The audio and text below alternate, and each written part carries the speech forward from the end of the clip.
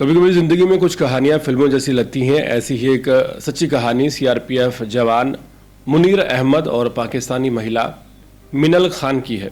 प्यार हुआ, शादी हुई, लेकिन अंजाम वैसा नहीं निकला जैसा शायद सोचा गया था। अब ये मामला चर्चाओं में है क्योंकि इसमें देश की सुरक्षा, सरकारी नियम और एक फौजी की नौकरी सब एक साथ जुड़ गए हैं।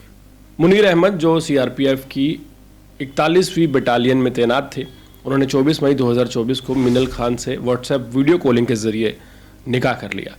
मिनल पाकिस्तान की नागरिक है और टूरिस्ट वीज़ा पर भारत आई थी।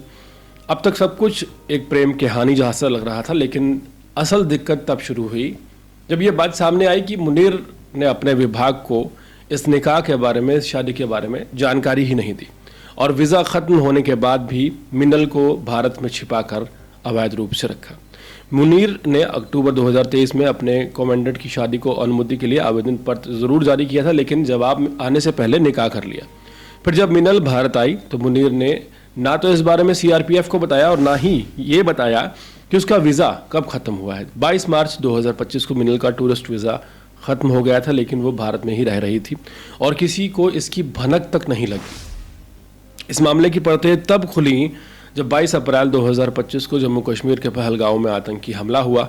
हमले में 26 लोगों की जान चली गई। इसके बाद भारत सरकार ने कड़ा रुख इख्तियार करते हुए देश में रह रहे सभी पाकिस्तानी नागरिकों को वापस भेजने का आदेश जारी कर दिया। इस प्रक्रिया के दौरान पता चला कि सीआरपीएफ जवान की पत्नी, जो पाकिस्तानी नागरिक है, वीज़ा ख़त्म होने के बावजूद भारत में अवैध रूप से रह रही है।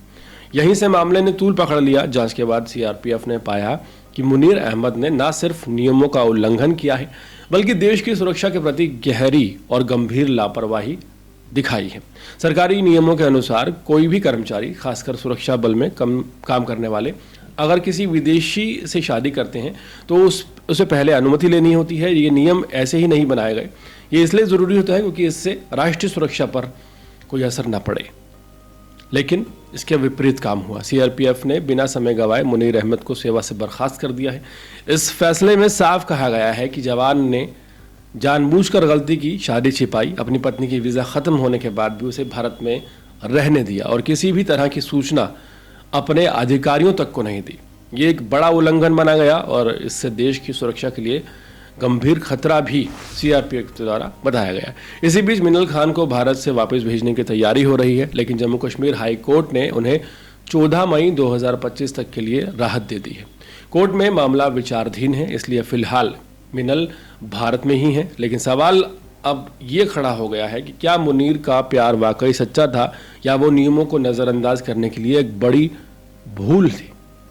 अगर हम भावनात्मक तौर पर देखें तो ये बस दो इंसानों की कहानी है जो एक दूसरे को पसंद करने लगे और शादी कर ली। लेकिन जब आप किसी सुरक्षा बल में काम करते हैं तो आपकी व्यक्तिगत ज़िंदगी भी देश के कानून और नियमों के दायरे में पूरी तरह से आती है।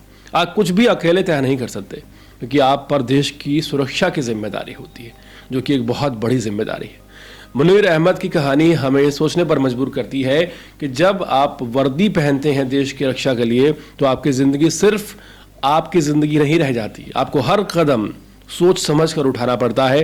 प्यार करना गुनाह नहीं है, लेकिन जब वो प्यार नियमों की अनदेखी की वजह बन जाए तो उसका अंजाम बहुत भारी पड़ सकता है।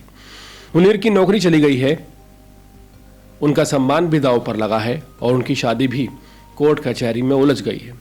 एक वीडियो कॉल से शुरू हुई मोहब्बत अब राष्ट्रीय मुद्दा बन चुकी है।